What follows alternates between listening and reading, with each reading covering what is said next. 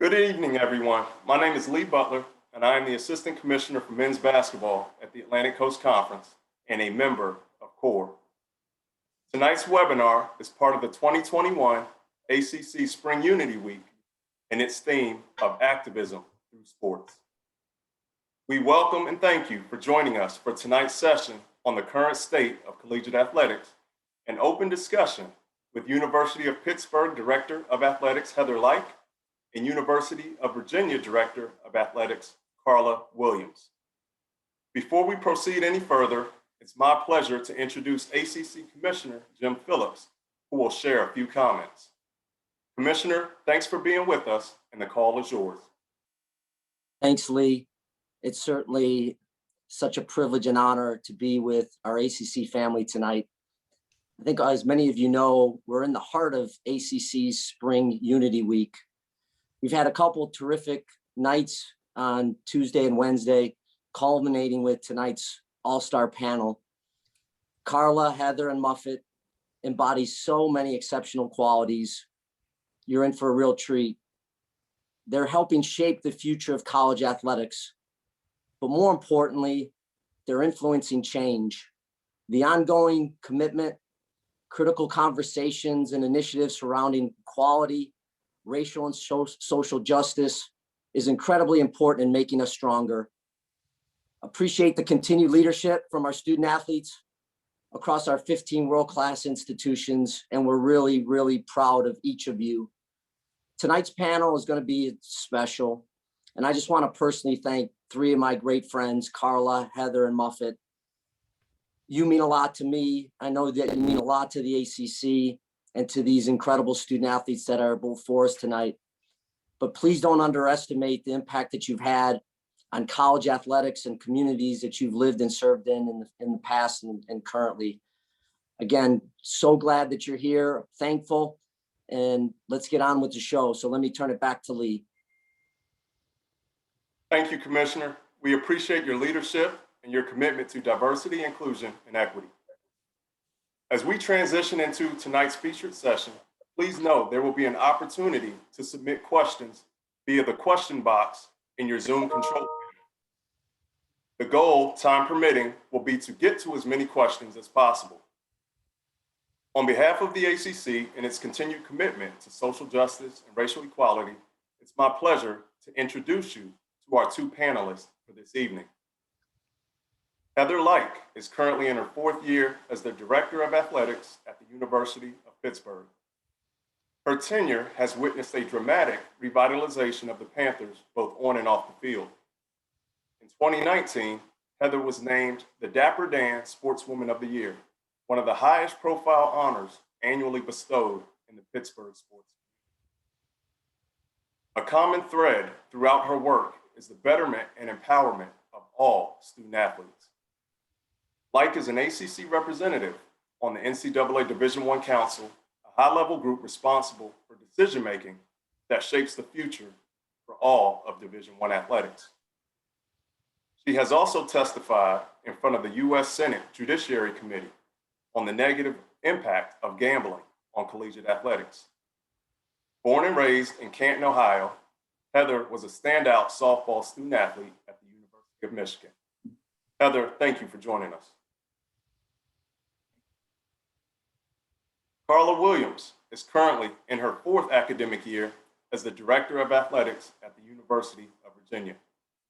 Her appointment at Virginia in October of 2017 made her the first female African-American athletics director at a Power 5 conference institution. Carla's impact at Virginia has been immediate, as she was named the Women Leaders in College Sports 2019 Administrator of the Year for all NCAA Division I FBS athletic programs. Recently, she worked on the NCAA's NIL Legislation Solutions Group to examine student athlete name, image, and likeness rights, and is a member of the NCAA Federal and State Legislation Working Group. A native of LaGrange, Georgia, Williams was a decorated basketball student athlete at the University of Georgia. Carla, thank you for joining us. In moderating tonight's session, she needs no introduction. but I'm going to give her one anyway. A Naismith Memorial Basketball Hall of Fame inductee in 2017, a two-time national champion, four-time National Coach of the Year, and seven-time Conference Coach of the Year. Former Notre Dame head women's basketball coach, Muffet McGraw. Muffet, thank you for being with us and moderating today's session. I know to be full. Well, thank you so much. I am so excited to be here on Ladies' Night, and what a great way to start with our Commissioner, Jim Phillips, in the House. It is I think it was important Lee. to all of us to have women as a priority, and Jim Oh, is somebody Jim's that going for one. advocates for women and has always been a great Good advocate for women. support. Hey, what's So, this? you two have put a couple of cracks in that glass ceiling. And so we have a little bit of your profile for what you're doing now, but I'd like to hear about your path, how you got to be athletic directors. So Carla, why don't you start and tell us, how did you get this far? Absolutely. And thank you, Lee, for those introductions, and thank you, Muffet, for moderating tonight. And it's always great to see you again, Heather. And thanks also to the Commissioner and the ACC office for this entire week of webinars to help us with this conversation. So I was a student athlete, and in the mid 80s, I was a coach in the mid 90s, and I went into administration in the late 1990s. And I never, at the time, I didn't think, hey, I want to be an athletic director. I just wanted to do really, really well in the job that I had. And so fortunately, I kept advancing and getting more opportunities and more experience. And I just treated it like I was a sponge, and I still am today.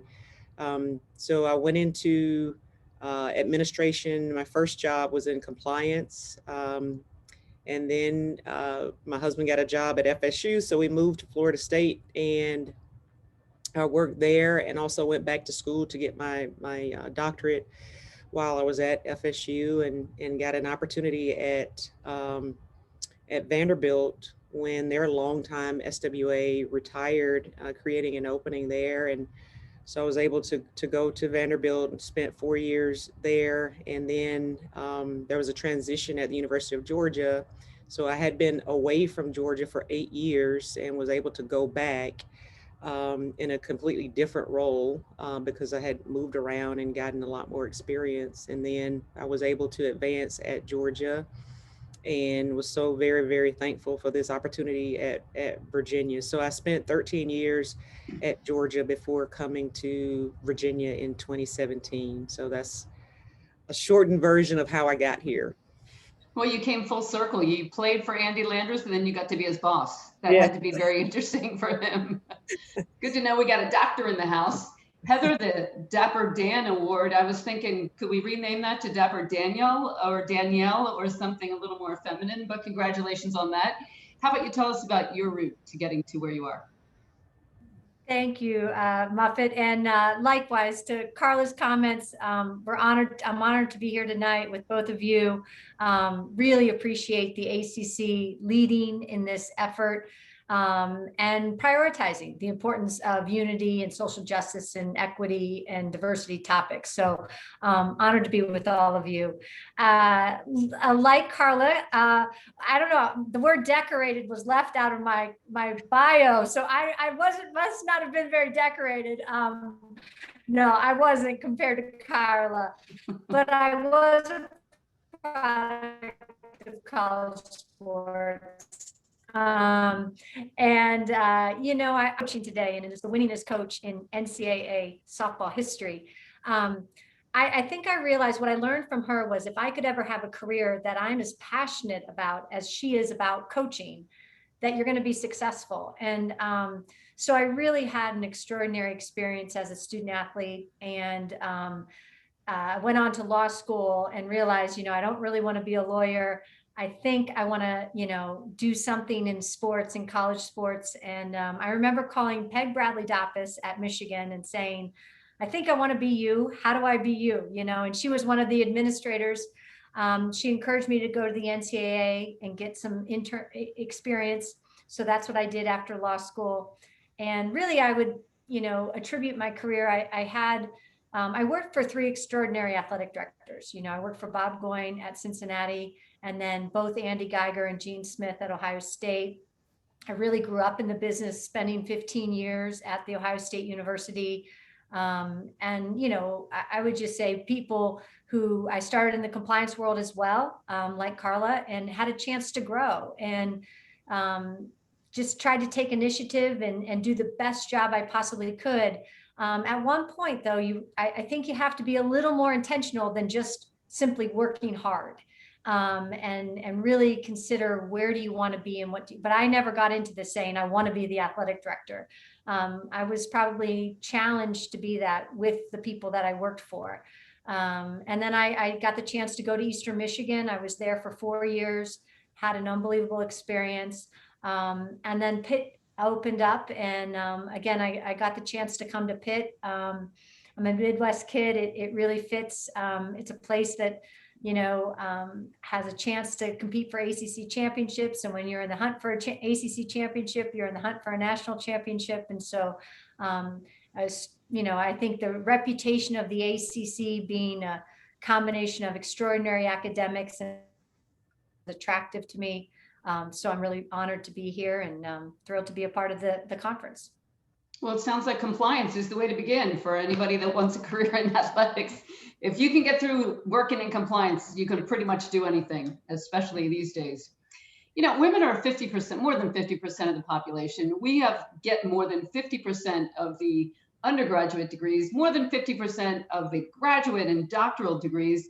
And yet we're only 30% of presidents, we're 11% of athletics directors, and just 40% women coaches. So let's talk about your role right now. Why aren't there more female athletics directors, Carla? Because presidents and chancellors aren't hiring us. I've said this often. I was hired in 2017 by the University of Virginia, but I was qualified long before 2017. And so, it is unfortunate, but presidents and chancellors control who they hire in these positions. And I was very fortunate that Jim Ryan and Terry Sullivan at the University of Virginia hired me, gave me the opportunity to lead this great athletic department. So, the numbers speak for themselves, Muffet. And I think that we can talk a lot about what we want to do, what we think should happen. But when we have the opportunity to really make an impact in our hiring, then, we should. And so we spend a lot of time talking about how do we educate and create community with presidents and chancellors so that they will feel more comfortable hiring women and minorities who are obviously qualified, but just don't get the opportunity. And so I think that's where it starts. It starts with who is doing the hiring. Absolutely. In my remarks in 2019, I thought that people hire people who look like them. And as we talked about the presidents, 70% are men. And I would guess that most of those are white men. And that's where we are right now. There's definitely a gender bias. Heather, would you agree with that? I would. I think that there's a gender bias. I also think that women, sometimes we want the absolute perfect job. And I don't want to be critical of our gender. But sometimes, you do have to take a reasonable, calculated risk and be willing to take on something that needs work. Andy Geiger told me a long time ago, Heather, there aren't a lot of golden batons out there, meaning the job is not going to be a perfect situation. And that's part of the challenge too, and the impact that you can make. So, when I took the job at Eastern Michigan, people said, why in the world would you do that? That's one of the worst jobs in Division I college sports. I was like, well, why not? You kind of approach a job two ways. How do you make it better? What can you do for this place, or what can it do for me? And if you're, in the former, what can I do for this place? That's sort of the mentality of, hey, how can I go and make a difference and make an impact and leave, do the best job you possibly can. So, I think that there's a little bit on the some candidates side that you've got to sort of put yourself out there. But I also believe what Carla said is, ultimately the decision is, does the chancellor or president have the courage and confidence that, hey, I'm going to step out there with this candidate and be confident that they can do the job. And frankly, we owe a lot to the women that came before us who were successful, because they are great examples for presidents and chancellors to say, hey, yeah, I would do it again. So ultimately, we feel, I think that, the role models, us doing the best job we can and supporting one another. And when you get the chance to hire, be intentional about having a diverse pool. I think you're absolutely right about that. And the thing that always struck me, I feel as though when we fail, it is because of our gender. I hired a woman, she failed, now I need to hire a man. When a man fails, it's more of an individual thing. They just weren't the right fit for the job. I read an article in the Harvard Business Review for my class, and it was entitled, "Why We Promote Incompetent Men." And basically the author was saying that people value confidence over competence. And the skills that you need to get the interview and win the job are not necessarily the ones that you need to do the job. And while women may be more competent, or at least equally competent, we struggle a little bit with that confidence piece. And I think men and women interview differently. And you're absolutely right. We're checking boxes. Why we don't have, oh, I don't have that. Oh, I don't have that. And men are just go ahead and throw their hat in the ring and see what happens. So I think there's a big difference in the way women network, in the way we apply for jobs, and the confidence in going forward. So Carla, what do you think about the way that the men and women differ in going after jobs? How can you, as an athletic director looking to hire and promote more women, how can you help that? Yeah, I think, you said it earlier, presidents and chancellors, leaders, they hire people who look like them. And so that leaves a lot of us out. And so, there's a quote that I love. The author is unknown, but it is, "The future belongs to the competent." And so it's important to be competent. And you're right, we try to check every box, to make sure and I'll speak for myself, I did to check every box to make sure there was no excuse to not hire me.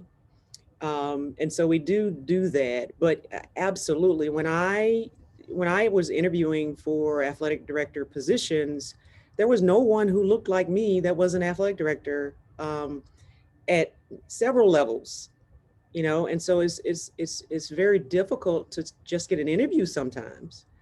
So I think there are a lot of people who would take jobs if they were offered the job, if they were even offered an interview. And so when that happens and there isn't a critical mass of people who look like you, whether you're a woman or a woman or a person of color, you don't have confidence that you can do it because no one's doing it. And so, so you don't have complete confidence. And then all of the people, the white males who are athletic directors see a lot of white male athletic directors. That builds confidence. That says, you know what, I can do that. I can see myself doing that. I can do that. And so the vast majority of my mentors were white men who cared enough to share information, allow me to be a part of the decision making. And I think that,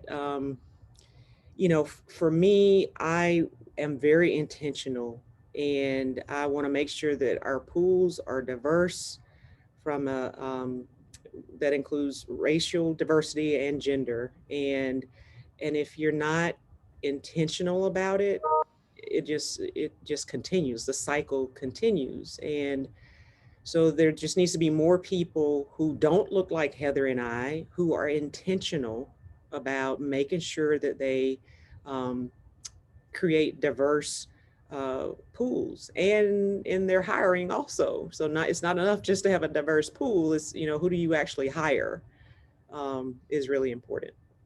Interesting that your mentors were men, and as were mine. And I think we're fortunate to have someone like Jim Phillips leading the conference right now. And somebody like Kevin White, who unfortunately is retiring and leaving the conference, who has a history of hiring women to coach women. And I think we need those advocates. We need those men to really step up because they have the seat at the table and kind of including us on that. So Heather, it can be a little harder to hire women because maybe they're not applying at the same numbers. You know, when I have an assistant's job open, I get 80 men and 20 women to apply. So how do you find those women? There's no question. I think you're right, Muffet. You know, and not only are there 80 men, there's probably 80 men that'll take the job like that, and 20 women that'll analyze it to death. So again, is it the right move? You know, they've got other things to juggle sometimes in their family lives. You know, it varies. I think you do have to be intentional. One of the things that Carla mentioned, you know, as you know, you don't see a lot of examples of you in the AD role. And then when you get to that role, you get into the room and there's nobody, that very few people look like you. And so who's really going to help you and become a colleague? And I'll tell you, I mean, for example, I remember Jim Phillips, one of my very first AD meetings, and he came up to say hello. And that meant a lot to me because all of a sudden you had sort of this start of an ally and a friend and a colleague in the industry, which, I mean, it seems very minimal, but it's real. There's, you know, versus, you know, you have 50 guys together that all look alike. They're all of a sudden, yeah, we're all colleagues, we're all friends, we're all, you know. So I think that's another, you know, just a little bit intimidation, but you shouldn't be intimidated, you know. As far as hiring, I mean, you've got to recruit. You also have to recruit. And I think, again, I have all kinds of stories, coaches I've hired, you know, I really do have a bias to trying to hire women. I've also had a lot of women turn me down, you know, and it doesn't mean that you should stop though. It really doesn't. It's an excuse to say, you know what, it's easy to hire a guy because they can pick up and move easy, or they're just willing to do it. That's a bad excuse. Don't live it, you know, be intentional. There are women who just need that opportunity. Yeah, it is different though, the way that women approach the job and not. And, you know, we've had a surge this year of hiring women candidates and especially women of color. Carla, I think I read 47% of new hires this year in women's basketball, at least, were women of color. And it's so needed, and it's a small step. But what else can we do to get more women? Yeah.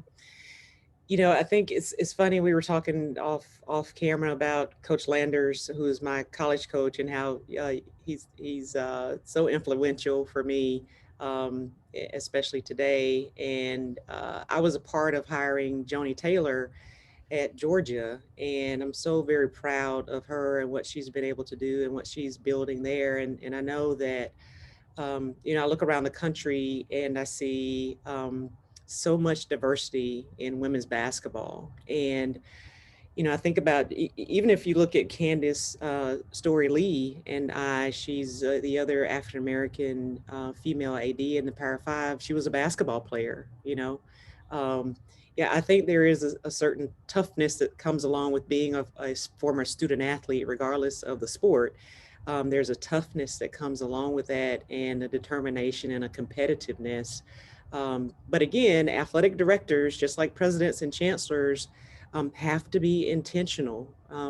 We've seen that the talent is there. We've seen that these women can coach, they can manage a program successfully, and they can excel. And so, you know, we just have to be intentional when we have positions open, to not let there be any biases or prejudices creep into our thought process, because I think that is why the numbers are so low to start with, Muffet. But I'm really happy to see that they're trending in the right direction. And we've made some history this year. 2 African-American women in the final of the SEC conference tournament for the first time, and 2 in the women's Final Four. So we are making strides, and hopefully people are watching and seeing that they can be what these great women coaches have done. So before we leave that topic, any other final comments before we move on to some major issues in college basketball? We have been impacted by some really big things this year, and in particular, the NCAA tournament coming out with the inequities that were so stark, the contrast so amazing. Let's have some thoughts. Heather, what did you think when you saw some of those inequities? You know, I first of all, I thought the importance of the student athlete voice was powerful. You know, and just taking a quick video and posting it, I'm sure she had no idea of the impact of that, and I think that's a great thing, because awareness. You know, I mean, I was not shocked. I mean, I was a bit shocked at just that discrepancy at that national tournament. But having seen so many discrepancies for so many years, whether that's, you know, we pulled the tarp on our field, the baseball team had a crew that pulled the tarp on the field. I mean, you know, I'm sure we have countless examples of it. But I think that visual representation and that visual cue really was a stark reality for some people that really had not seen something like that. And again, you know, it's just a reality that we all can be better at everything that we do in that way, and taking, you know, so, you know, there's a couple of people on my staff that, you know, they always say, you know, let's put ourselves in their shoes. And, you know, I don't know that we do that enough, and really know what that feels like. So while I thought it was terrific because the voice of the student athlete made an issue very visible, and you know, I think people were appalled, and rightly so. But you know, I think most women in the world of college sports weren't shocked by any means. Certainly not the ones my age who have been doing it for so long, and you guys, we all have seen it from so many sides. And I was joking that, you know, 20 years ago we would have said, oh, thanks for that little rack of dumbbells. I hadn't thought that we'd be able to lift while we were here. But this generation, I think, is going to change the world. Carla, what were your thoughts on the whole inequity situation? Yeah, I agree with Heather. We weren't, I don't think there were too many people who have been involved in college athletics that were surprised. And I think there's an interesting parallel between, you know, gender and race too. Like, we see these videos of these things happening and people are shocked, and whereas there's a whole entire population that was not shocked at all. And so I feel the same way about the student athletes and their postings. There is an entire population of women who were not shocked and have been fighting the fight, as you mentioned, Muffet, for a long time. And so, so social media and cell phones, you know, are really making the difference, because that is being shared across the country quickly, and you can't hide from it. You know, if no one saw it previously, you could hide from it, but now it's so visible, it is impossible to ignore it. A picture is worth 1,000 words, isn't it? It's just so easy to see the contrast in everything that you're talking about, from social justice this past summer to what women have been experiencing at the same time. Well, let's move over to the NIL. A little bit of controversy on how that's going to go. Carla, I think you're on a committee to talk about that. So why don't you begin and tell us, is this going to negatively impact women? How is this going to look in the ACC? Is it going to change recruiting? And what about nationally? Yeah. So I've thought I was on a committee for just a little while, and it's been over 2 years now. And I will say, Muffet, that, you know, anyone that says this is exactly how it's going to look, this is the impact it's going to have, no one knows. What we do know is that there's a high probability that it's going to change college athletics. And we know that, just based on the data, that female student athletes may be able to benefit from this more than people think. So that's going to be interesting to watch. You know, my hope is that student athletes can benefit from their name, image, and likeness.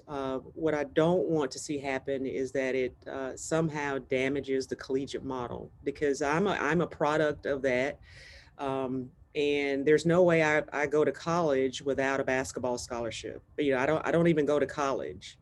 And so having the opportunity to go to college and participate in sports is directly linked to why I'm here now, where I am today. And so I just don't want to see anything that jeopardizes those opportunities for women and people of color. I totally agree. But when you look at social media, 8 of the top 10 platforms are women. So they really could benefit from that. That has absolutely nothing to do with their sport, which I think could be a good way to go, because I worry about team chemistry. I worry about how this is going to go in the locker room when one person's getting a little bit more than somebody else. Heather, what are your thoughts on this? Yeah, I think the thing that concerns, I mean, obviously, I think we're all supportive of the idea that student athletes could benefit from their name, image, and likeness in all the positive ways we can think about it. I think the thing that we all worry about, what Carla mentioned for sure about the state of college athletics, but also the overemphasis of the individual. We all work with coaches every day. And I think one of their greatest challenges is managing 18 to 22-year-olds who are growing up in a world where it is so individually focused on how many followers do I have? How many posts do I have? Did someone like me? And so it's just it's a very, not selfish world in many ways. And when you're trying to build team chemistry and you're trying to understand that everyone on this team matters. And, if you don't have great practice players, trust me, your starters aren't going to be that great. And if you don't, and as a freshman, you've been all everything your whole life. And yet the person ahead of you might be a senior. And so guess what? You're going to have to pay your dues. And that's a reality check. And yet you're important, right? Because you're important to the future of that program. And yet it's just this instantaneous sense of how important am I today? And that part of it, I think this may perpetuate just that individual mentality of, what am I worth? What am I worth to this team? Now, what am I actually worth? And it's a little concerning, I think, just from a cultural standpoint when you're trying to develop a team concept. Absolutely. I'm a little worried about the parents being a little more involved, as they are a little more involved right now. Are we going to be sitting in home visits with agents? Are we going to be talking less about how I see you in the offense and more about how I'm going to brand you or how I'm going to market you and promote you? And I'm not sure that's where we want to go with that. But any other comments on that? Any other issues you see coming down the road? Well, Muffet, I would also say, think about, the quality of the education that you would sell at a place like Notre Dame, and at any of the ACC schools or any collegiate institution, right? The value of what we provide from an education and an academic standpoint, kids who would not otherwise be in college for whatever reasons, the financial means and otherwise, that is a bit lost, and we're not talking about that as much anymore. Or there's a concern that we won't be talking about that as much anymore. I always think about, people say they criticize the world of college athletics because we spend millions on facilities. And I keep thinking to myself, the story that is missing is the millions, or the quality of the facilities are the teaching and learning environments for our student athletes. They're not offices. And again, I learned a long time ago in my career when we first started at Ohio State, which, you would think, all these facilities, and the athletic director, Andy, said at the time, look, it's not about our offices. It's never going to be about our offices. And so these facilities, it's like a quality business school or a law school or, whatever name that you want, nice facilities for your students to learn it. And so that's the same parallel of a student athlete facility. I think it gets skewed that, we're just pouring money, but it's really for their education and it's a part of their athletic education. So anyway, the name, image, and likeness is, I think the unknown part of it is what we're all most concerned about, and the impact that it could have on recruiting and the message that it sends is concerning. Yes, and those life skills that we're teaching through sports, which are so impactful later on in life. And you're right, it's going to be more about the individual than it is about the team. And certainly in basketball, which is a team sport, would be a big cause of concern. Carla, any final words? There are so many rabbit holes with NIL. I mean, we could spend days just talking about it. I think that I think the student athlete should be able to benefit from their name, image, and likeness as long as it does not impact the entire system. And that is the unknown, and that is the fear. And I will say that we probably have put ourselves in this predicament, and at least that's what the critics say about when they look at not just what we spend on facilities, but what we spend on salaries. And so, you know, it's a double-edged sword because, you know, we partially put ourselves in this situation to be criticized. And so, you know, the purist in me says, you know what, I think I love sports, I love young people, I love education, but we have complicated the matter so much that we're forced to deal with these other issues. No question about it. Let's move over to leadership. I would be interested in hearing some of the core traits that you both feel really contribute to leadership, not just for women, but successful leadership for both men and women. Heather, why don't you begin? You know, I mean, strong leaders, you know, examples that I've been around and people that have inspired me, and what, you know, you try to take the best traits of everybody that you're around. That's one thing that I always think about, you know, what can, everybody has something, a strong trait. But I think the best leaders have vision, have, you know, very grounded core values in who they are as leaders. And those values typically permeate throughout their organization, which help make decisions. They're great communicators. I mean, I don't know how many, I mean, the issues in life at the end of the day, so often you say, we just would have explained it better or communicated better or someone listened more. So I think the communication in both directions of being a great listener and obviously being able to communicate a vision and communicate a plan effectively is good. You know, showing empathy. You know, I know my kids and maybe my staff wouldn't say I'm the most empathetic person, but I think, you know, I think that's important in this generation. And as a leader to understand, you can't always put your expectations on others. And then ultimately, I think remaining curious, you know, how do you get better every day? And great leaders have an ability to get their organizations to constantly evaluate and think how you can improve, and you know, be selfless and approach that, have that curious mindset all the time, because everybody is trying to, you know, stay competitive and get better. And I think that's an important trait for your organization. Absolutely. Great answer. Carla, what do you have to say? Yeah, I agree with everything Heather said, and I can just only add to it. You know, just me personally, I place a high premium on humility, because I think that, you know, if we don't recognize that we should be learning and that we have things to learn and that we aren't perfect, we're in trouble. And so I think that the first step is to recognize that, hey, I need to know as much as I can know. I need to continue to learn. So I think that's really important. I agree with Heather. I think empathy is really important. And that's not just a working life skill. Literally, that is a life skill that I wish a lot more people had. But you know, one of the things I love is there's a saying, I have it laminated on my desk, which is people don't care how much you know until they know how much you care.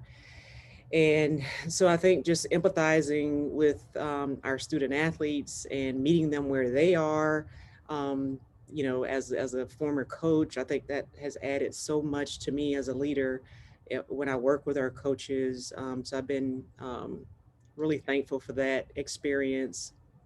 So humility, empathy. I love what Heather said about curiosity. I love learning, and I'm, you know, just love learning about everything. And I think that's just really important for all of us, because our industry is changing so fast and so often, and then our society is changing so fast and so often that if we are stuck in our ways and not willing to learn and grow and develop, then that's when I think you start becoming less of a leader and probably more of an impediment. And so I think learning, continuous learning is really important. I absolutely agree. Intellectual curiosity, I think, is something that is just so valuable. And I know for me with my staff, I used to send them out when we had our fall break, and I'd say, okay, you go here and watch this team practice. You go watch the Celtics. You go to Michigan State and bring back some good stuff for us. So we all love to learn. We have time for some questions if you want to put them in the chat. I just have one more question, and I'm thinking men and women lead differently. And I think there's expectations of a leader. And sometimes, as so many of us have worked for men all these years, and now suddenly a woman takes over the job. Is there anything that you've faced that you feel like women in general, maybe not you in particular, but that women face some of the challenges? Heather?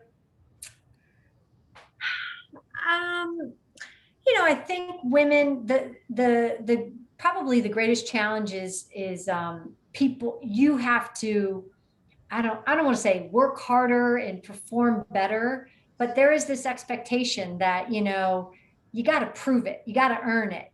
And part of that's okay. Like, hey, you don't let that stop you. I think you got to be undeterred in your focus and what you're trying to accomplish. But, I do think that there's a sense of like, let's see if she can do this, let's see if she can really earn this and get this group together and create a vision and get people excited about it. Or, and so I think that there's a little bit of difference there. It's interesting when I don't think, I know that I would think Carla and I both believe this, we don't think of ourselves as female athletic directors. We think of ourselves as athletic directors. People see us differently, but I don't think we lead differently. Just like, obviously you deal with a football coach, or a basketball coach, like a women's basketball coach or a tennis coach or a softball coach. I mean, they're just coaches, and I don't really distinguish. I mean, they have different personalities, but they're all coaches. And so they're all equally important, and you want them all to have as much success as possible. So, but I as a female leader, I don't think of it that, but you get asked that question every time you do it. What's it like to lead as a woman? I think it's probably the same as a man. How do you do this job as a female athletic director? The same way a male does it. You get asked that question a lot. We need to instruct the people that are underneath following. We need to tell them that these are some of the differences. Carla, what are your thoughts on that? Yeah, I again, I agree with Heather. I think, we have to have really thick skin because, people say some really insensitive things all the time. And some of it for me is purposeful and some of it isn't. It's just innocent, what people say. And so it's funny because, not only did I not see people who looked like me in these positions, what I had to come to realize is that no one saw people who looked like me in these positions. And so I didn't think about that at first, but I realized it would, if I'm with a colleague, a male white colleague, then they automatically assume that my colleague is the supervisor when I'm the supervisor, so things like that happen all the time. And, I think I really hope that more and more presidents and chancellors will recognize the fact that we are great leaders because of all the qualities we've talked about tonight. I mean, we are so perceptive of everything. And that makes such a huge difference when you're trying to make decisions. You consider everything, and it may seem like a negative when we feel like we have to check every box, to be in a position. But once we're in the position, it's a positive that we are, considering all of the implications, before we make a decision, because I think that's really important. So I think having thick skin is important. You got to let stuff just roll off your back, and you got to, pick yourself up and keep fighting. And you've got to make sure that you are a mentor, that we are role models because we're in this position, but there's a difference between just being seen in this position and actually reaching out to help mentor other women and people of color who want to advance. And so there's a different, at least I sense and feel a different level of responsibility to mentor. And that is absolutely true for all of us. You know, you get through that door, you got to leave it open and bring somebody in behind you. And we could all do a better job of that. I think we're competitive with each other at times to get there, but we have to remember that we need to help each other and learn how to network more like men do. Last thing, just to end on, Carla, what can we do to help the diversity and inclusion piece on our campuses, in our conference, in the country? Yeah, a great question. I think an honest look in the mirror. I think during times of national and public attention, we may do things that are temporary, and they don't have. There's no substance there. There's no sustainability. And so, my hope is that we as leaders will take a good, long, hard look in the mirror and ask ourselves, are we doing this because it is the visibility, it's the popular thing to do right now, or do we really care? Do we really care about diversity, equity, and inclusion? And if we really care, then there really isn't a need for a public showing, because you're doing the work behind the scenes. You're doing the work every day. You're very intentional about it. And so I really believe that if we were to take an honest look in the mirror about whether or not we actually care about diversity, equity, and inclusion would go a long way. Heather, any final comments? Carla's right. This whole topic about social justice and diversity and inclusion, it is not a check the box, hey, we did something. It is a transformative mindset. And so, when we have 6 core values in our organization, we added a 7th one, powered by diversity. It has to be embedded in the fabric of who you are, not just, hey, we had a speaker, we had a session. It's a transformative mindset. It really is. You've got to be really thoughtful and intentional and pay attention to it. I think of it as not like going to the dentist. It's brushing your teeth every day. Let's think about this, be intentional about it, and make it a priority.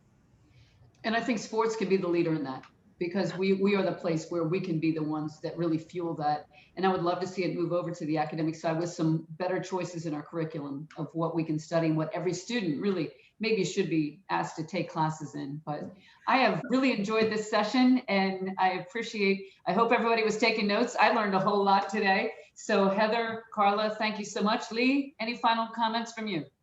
There's a couple questions in the Q&A box. So if we have time, which I think we have a few minutes, I'd like to get these in front of the panelists. I think this question is for Carla and Heather, comes from our friend Renee Miles Payne down at the University of Miami. In that final meeting with the president, how did you know that you had the job? What did you intuitively know that made you feel you had secured the bag?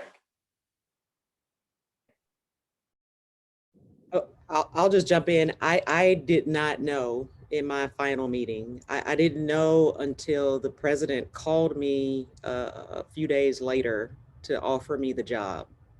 So I felt like I had done my very best. I felt like I had done a great job. I was confident in my interview, but I had been I had interviewed not a lot, but several times, and not gotten the job. And so I was cautiously optimistic, but I don't think, I certainly did not know when I finished my meeting with the president and the final group. I didn't know until I got the call. Well, it was certainly a great hire. Heather, how did you feel coming out? Yeah, I would say in both situations, in particular at Pitt, I interviewed on March 17th, St. Patrick's Day, with my chancellor, whose name is Patrick Gallagher. So I had a little bit of and I wore a lucky bracelet, and I was hoping that luck was on my side, but honestly, you don't know. I did not know. I did not find out till late that night and early the next morning. But you know, I think you go in, you know, you absolutely go in confident, you absolutely go in genuine and authentic, and this is who you are, and prepared, and do the best you can, and hope they make the right decision. But it's not something you walk out of the meeting and they offer you the job on the spot. Let's just say that. Well, I've got two last questions, so I'm going to give you one each. So, Carla, if money and time are of no issue, what would you change in college sports? Money and time.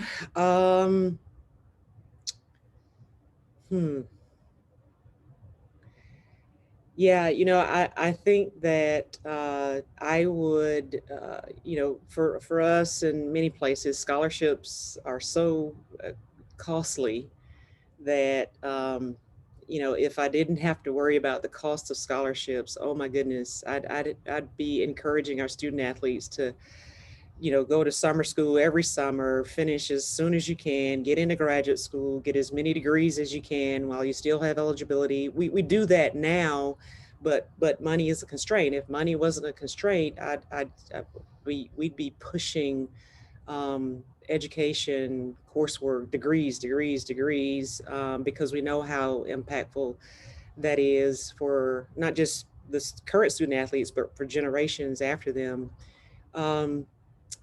You know, I wish that, and I don't think it's because of money or time, but I wish that our as a collective, our industry, better represented our student athletes. And so that's at the national level, that's at the conference level, commissioners, and also obviously ADs and coaches, et cetera. So that's not necessarily a money thing or a time thing, but that's something I would change, that more little girls who look like me had more examples where they could start believing sooner that they could be in these positions. For sure. Great answer. Heather, for you, what early career experience helped shape your ability to lead, problem solve, and make valuable decisions? I think learning from, I mean, I feel like I could write a book on what it's like to work for some of the greatest athletic directors. I think taking in lessons from people that you're around and surround yourself with. There are so many great traits and so many lessons I learned because of the people that I had the ability to work with or work for. And so, you know, I think having initiative as a young aspiring person in the industry, taking initiative, not worrying about this is not in my job description, you know, just, you know, take initiative, see ways to make your organization better. And I think that that's an important trait in growing your career. Everyone you meet has something to teach you, so pay attention. All righty, ladies, thank you so much. Lee, back to you. Muffet, Carla, Heather, thank you all very much for an amazing session tonight. This wraps up our virtual webinar series for our Spring Unity Week. Thank you all for joining us and have a great night. Thank you.